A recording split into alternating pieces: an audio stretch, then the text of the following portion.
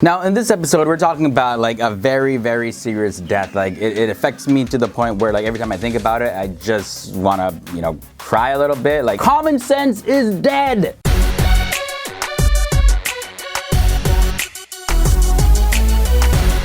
What's up, Team FTD? Pokemon Go single-handedly has caused people's common sense to just die. Okay, it's not Pokemon Go's fault, it's the people's fault. Now, I would never make fun of anybody for dying, I wouldn't even wish death on my worst enemy. It would be hard to do that. But man, some of these stories will just completely unrestore your faith in humanity. But before we begin with our first story where playing Pokemon Go ended badly, I gotta ask you guys, have you downloaded Pokemon Go? If so, why? If not, why not? So there's a 15-year-old girl. She was playing Pokemon Go about 20 miles outside of Pittsburgh, and she was hit by a vehicle. This is our 15-year-old daughter, Autumn Deisenroth, recovering from injuries after she was hit by a car. It took me to the museum, and I got it, and then I walked back to the highway. I put the phone down on my side. Nolan blames the game for putting her daughter in an area she wouldn't normally visit.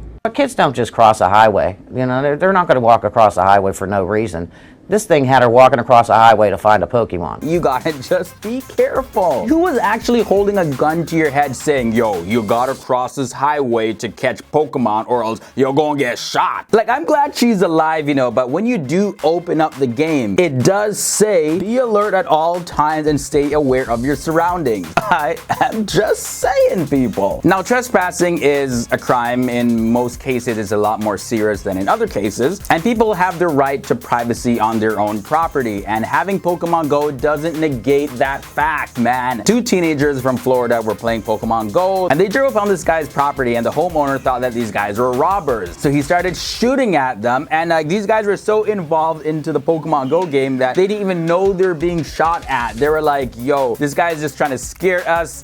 Yeah. Oh shoot, we almost died. Gotta catch Pokemon either way. Pokemon Go is also ending relationships. One guy by the name of Evan Scribner, he is left single after he went over to his ex's house to go catch them all. And because of the geolocation system in Pokemon Go, wherever you catch a Pokemon, it's recorded in the app. So like when his real girlfriend saw his phone, she was like, yo, you were filling up your Pokedex with your ex?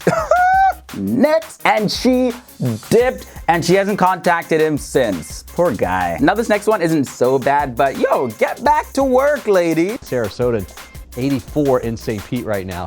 Got a Pokemon? She's looking for Pokemon right now.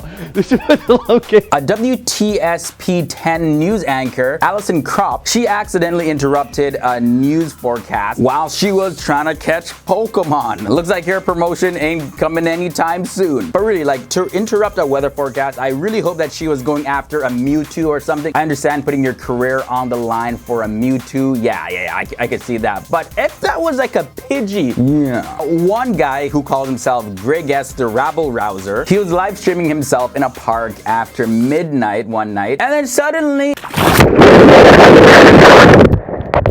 Holy shit, I didn't know that was water. That was funny. Pokemon Go. Holy shit. I did not realize that was water. I don't get it. I don't. So guys, honestly, when you're playing Pokemon Go, just be careful. Are people being manipulated by Nintendo? Or are people really just this stupid? I'm gonna go catch some Pokemon right about now. So until next time, guys, I'm Leroy Kenton. Boom. Out.